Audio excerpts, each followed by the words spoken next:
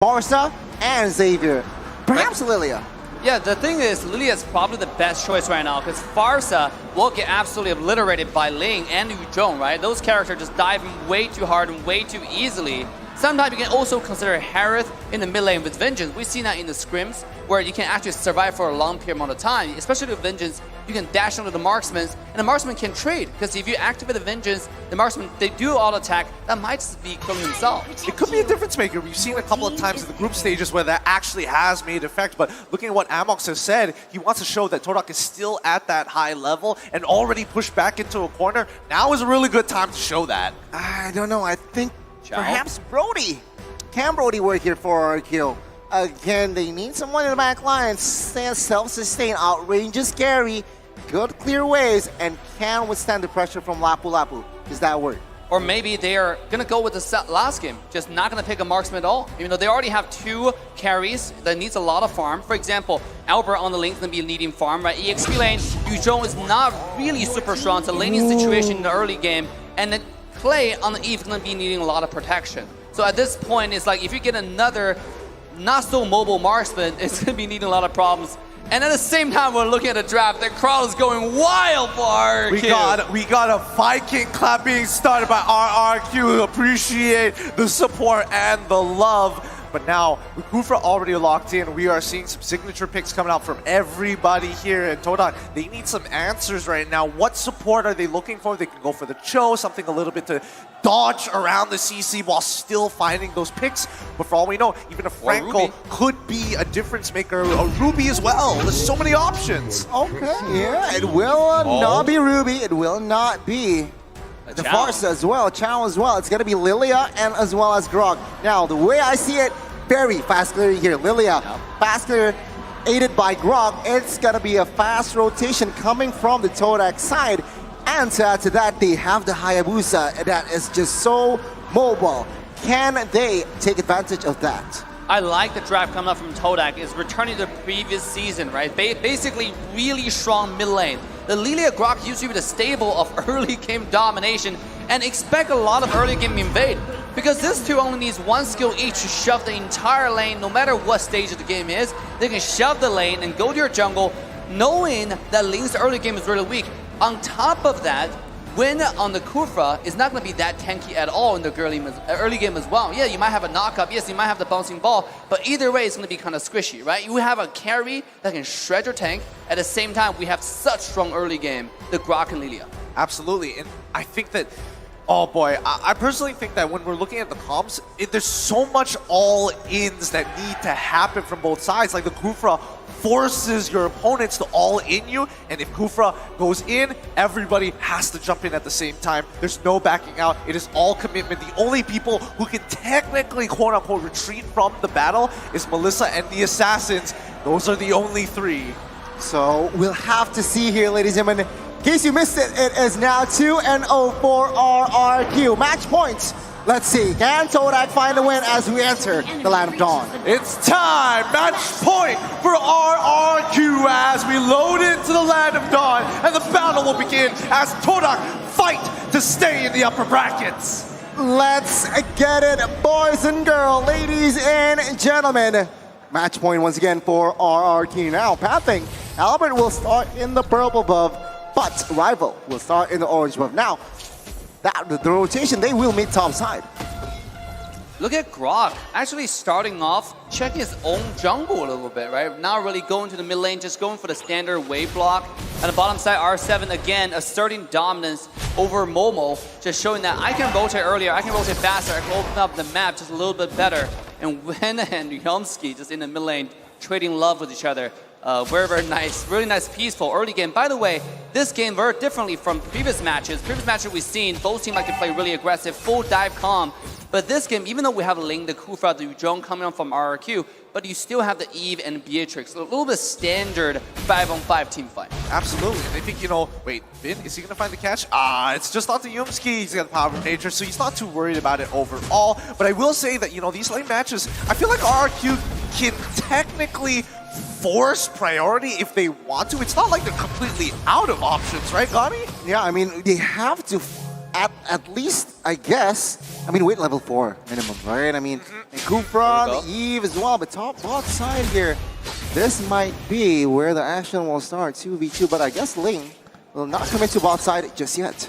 Hey, I noticed that Clay is already rotating down towards this side of the map. They're expecting a play to actually happen with 6 seconds left for the turtle to come back up. Jiku gonna be just stuck in lane. Skylar, he doesn't want to do anything too rash. They haven't seen Grok, and they spotted him out. They see the Haya, they see everybody as bottom lane already getting engaged upon. Not sure what's going on there, but first blood already achieved as Momo, Bravest Warrior, trying to secure R7, who hasn't even used the Black Dragon form. And Clay drops down the real war manipulation, trying to get on top of Momo, tries to proc the shot residue. 1 HP, Finn secures it. Tyrant's revenge, and he gives his life. Oh, he doesn't even give it. He's out, and R7 hold it on. Wow, what a play coming off from RRQ. What a trade, what an exchange, and now it seems like Albert, with that space created bot side, he is now going to commit on towards the first turtle. Yoongsuke and Moon trying to deny, trying to give information, and yeah, I guess it went. The turtle has been resetted. Yep, they're jumping on his rival. Steals it away at the very last second. Momo missing his flicker to land the stun. R7 gets to walk away for free. Amazing steal, this precision from rival was just so on point, and now 3 minutes item checks. What's going on there, Dave? Now, more than the item talk, I want to talk about the early game rotation there, right? You see the Eve rotate to the bottom side, and you see both support staying in mid, getting level 4, and that's standard practice. Whoa. But before that, look at the top side. Oh no! He finds 3, real world manipulation comes down, Bean finally dies, but the damage has been done. Albert gets a jump onto Chico free, but with nothing left, even Skylar trying to green out for that kill, but no, it's Albert's day today. You stay in lane. Oh, the reinforcements from Albert is just nasty. Again, the timing from RRQ just to set it up. It was looking good for Todak for a second, but now it seems like rival trying to catch Clay.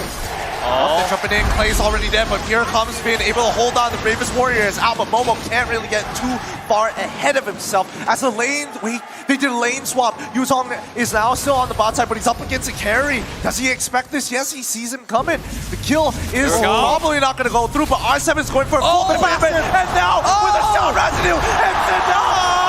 R7 solos Jiku, guys, by himself, and now Moon is caught out of position. Yumski finds the kill to get the trade, but Moon, with his all the black shoes, still has enough rival. Not even going to go for the OK shadow kill on this. They back off. A bold move, a bold rotation, but outside, take a look at this. Bravest Warrior once again. The bouncing ball's annoying, but he secures the kill onto Skylar.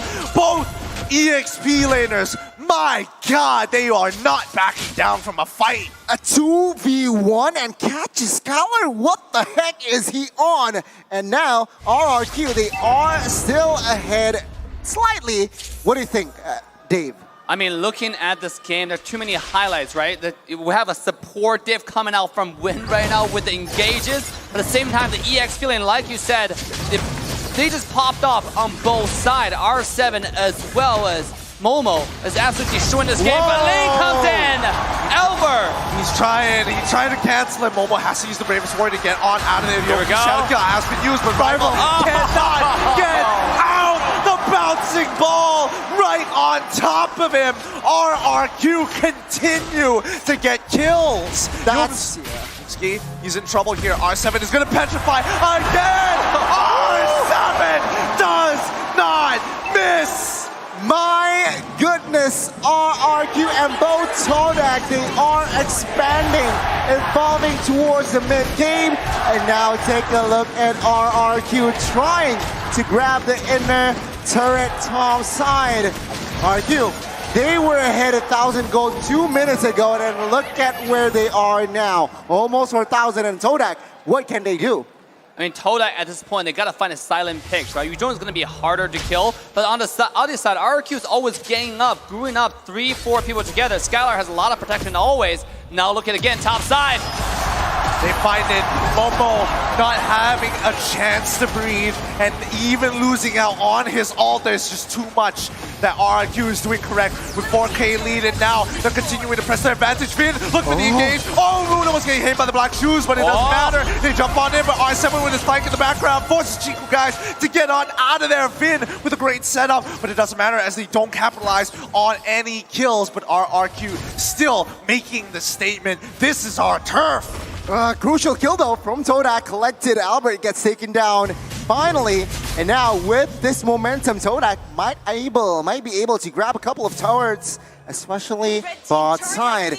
Now Todak have equalized here slightly, finding compensation with the last turtle that is about to spawn. I feel like they might be able to have the space. That's Tito. RRQ will not let this last turtle really.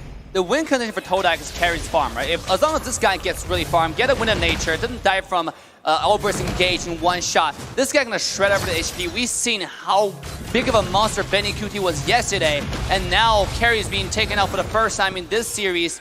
Finally not banned and finally got taken out. It's showing its important significance in the current meta. It just have to go with a really good engage like Grok. The wombo combo was a carry's damage, but this skill have to take a little bit longer. Is Win gonna give Carry the room to do that, right? We've seen how this guy engages. When he finds the opportunity, he not only engages on one person, he engages on the entire team. I mean, that's crazy. Again, RRQ, they are now taking advantage. Vin trying to poke out and zone the Todak members away as the last turtle will fall to the hands of RRQ. And Todak trying to grab what they can top side. They try to push and again poke the turrets. Tier 1. Will they force a fight here from RRQ? They are establishing a good setup, but it seems like they haven't found the right engage. They haven't done too much just yet, but the purple buff once again, rival. It's gonna be a struggle. He's a level down, and he's gonna continue to. Wait, hold up, Boomski. He finds the wild charges. He flickers in forward. Momo as well. Engaging, finds two. Now with a second, already the damage has been dealt. Finn could not protect his teammates in time. Just a millisecond off. The instincts, the concealed play, the initiation was just so on point. And Todak, I love it. Even though they're behind, they're just so proactive trying to look for pickoffs. Let's see though, with 5v4, 5v3, can they take the mid side? Let's take a look. Win has the most assists in the M series with 490 assists. Woo! Oh my goodness, next with 380. Now you know who's the first and second. It makes sense, but now the battle has begun. Chico guys already getting chopped out by Renner. He's gonna get chased by R7 in the middle of the real one manipulation. Rival is trying his best with the opening shadow kill, but it's too late. The damage has been done. Moon cannot escape it. RRQ find a beautiful fight by the purple buff. And it was a slight overcommitment move from the side of Todak. They want the purple buff. They force themselves onto it. It's a good execution, but a better defense. RRQ saved their resource for the right timing, and Rival and Moon went down, and that is more than enough for RRQ to establish a better setup for this next Lord, the first Lord. Just to play the devil's advocate here, even though when you're behind, we've seen when a team is behind like 5,000 gold, if they're able to find those decisive engages, they can always turn it around, especially with number advantage. You saw the Grok with a concealed mass play on the bottom side of the wall charge. I feel like what Todak need to do right now is find more of those plays, catch Clay and Scholar. That might be the opening window for them to have a comeback, have a chance in this game. But at the same time, again, it comes down to which tank finds a more decisive engages. Is Wen gonna give them the chance? We shall find out in this lore fight. Well, let's see. As they set themselves up this time, RRQ is going to back off as they focus on pushing out those waves, making sure that Todak reveal themselves before they commit to anything else. Yeah, I mean, both roamers, you're right, Assassin Dave. Both roamers has a similar jobs here. Trying to find the right engage, trying to find the right target as well, and that's not easy. Well, positioning-wise, RRQ, Clay and Scholar, they need to be in right in the back, right? Probably with no vision and whatnot, but let's see here, this setup.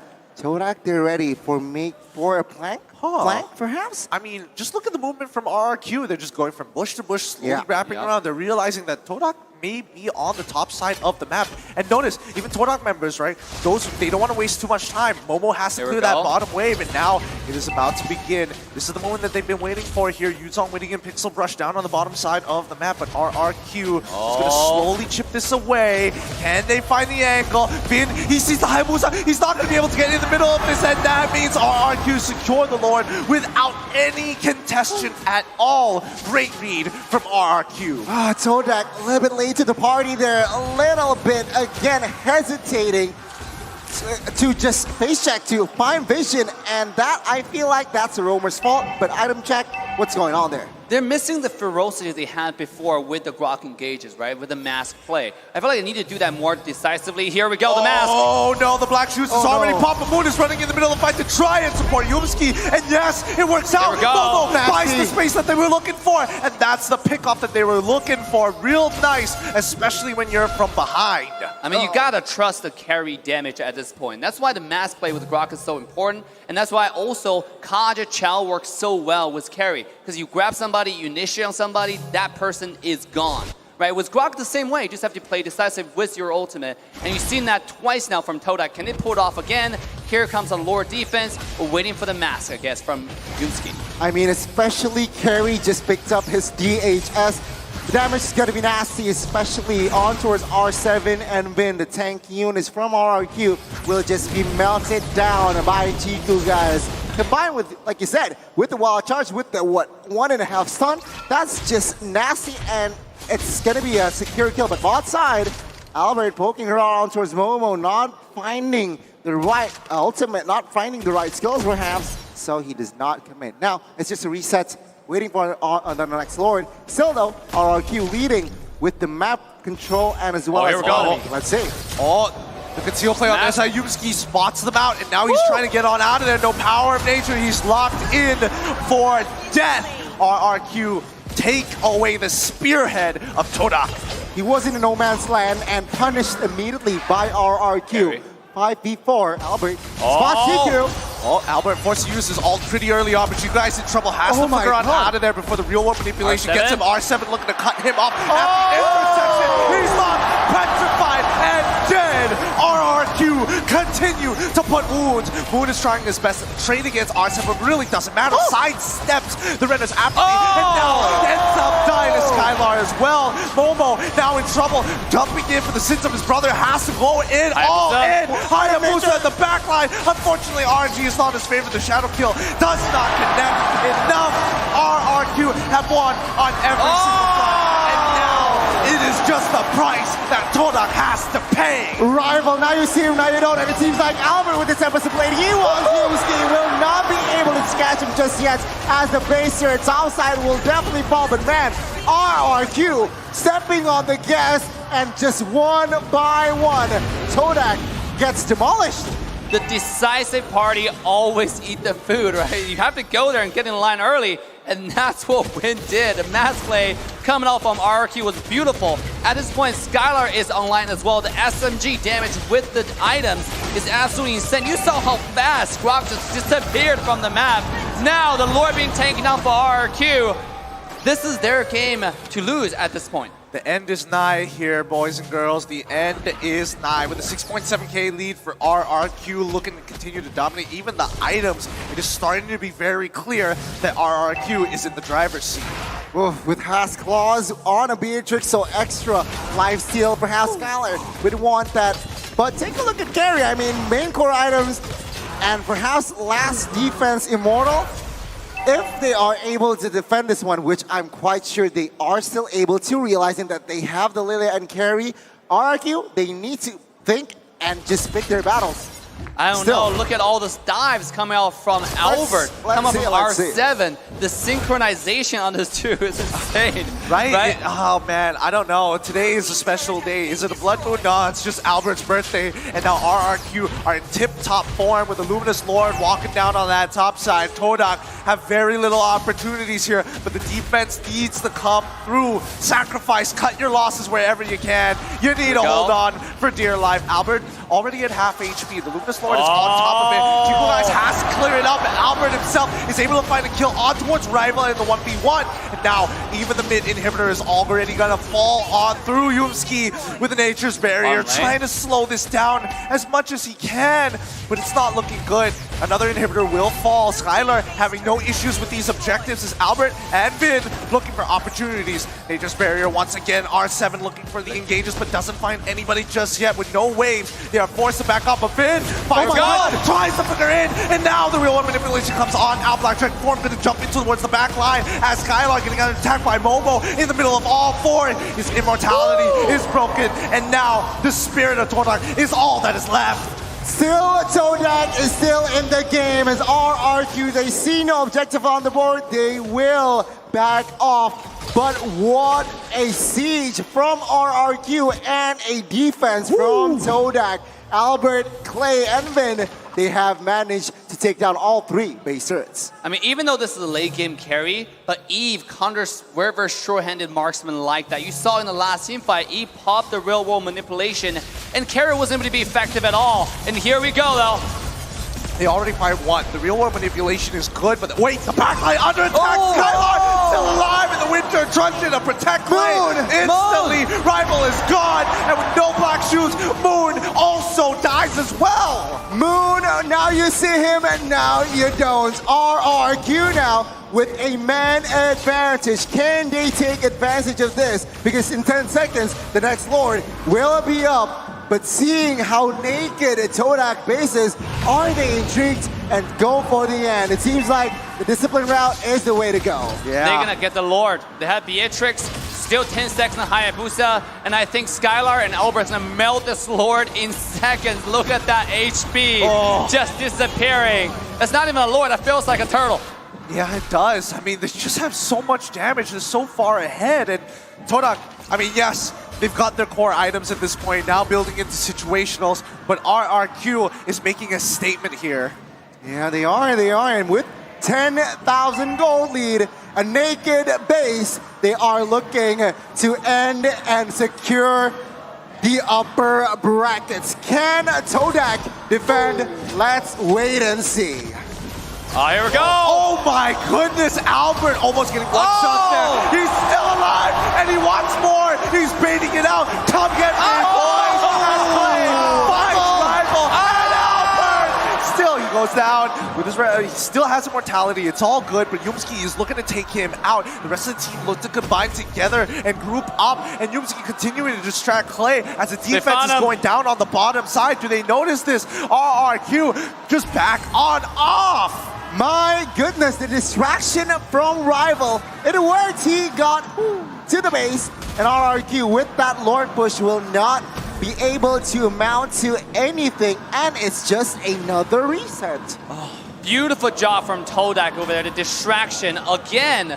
The decisive play wins the game, right? You saw Grok coming in with the mass play, finding the kill, almost the kill onto Albert, but the mechanic is there, right? Albert's able to get away safely with 1 HP and spamming some recall as well just for the style points.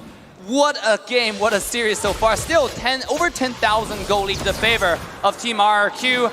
They either have to wait for the next Lord to play safe, or they can sink the wave and try for their chances. Let's take a look at this fight right here. Wait, did he spot him out earlier? Yumski's now in trouble, forcing the flicker on out. The initiator, the spearhead, is going to fall while the backline getting attacked. R7 in the middle of that fight, but Rival is trying his best. He's using the OK Shadow kill, takes him out. Vin getting on top of Chiku, guys. There's a real world manipulation already down, but the backline as Momo with the Bravest Warrior cannot clean it up. Moon still alive, gets locked by Vin, and Rival has to do something, but with no purple buff, there's only so much that can be done.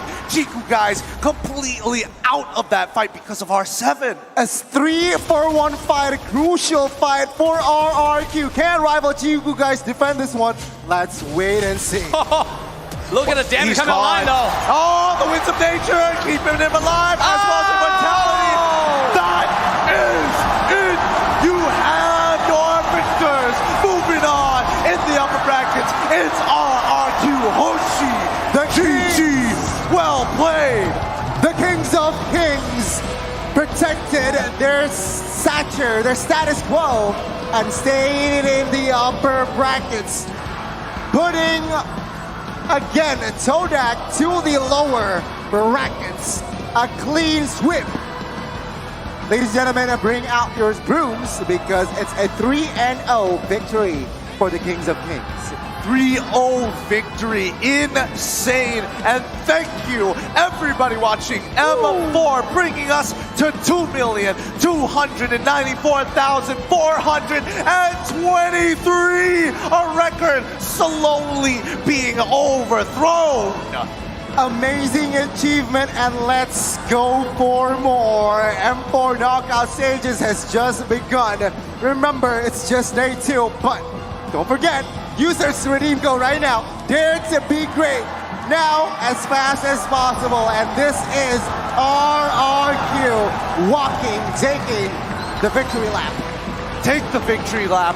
The kingdom embraces you. These are your heroes here as they walk on down. My God, what a beautiful game that was. Absolutely killers here. With that being said,